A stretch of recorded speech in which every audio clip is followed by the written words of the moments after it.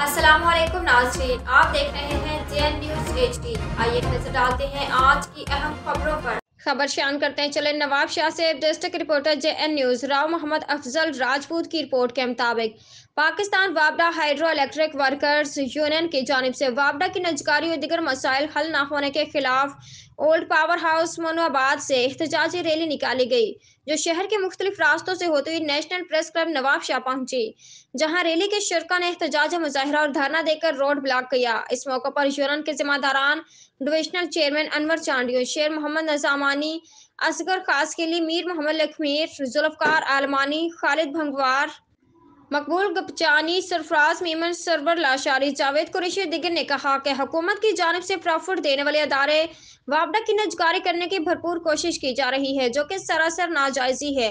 हम वापडा की नजकारी हरगिज बर्दाश्त नहीं करेंगे। हमारे पुरअमन एहतजाज को कमजोरी न समझा जाए।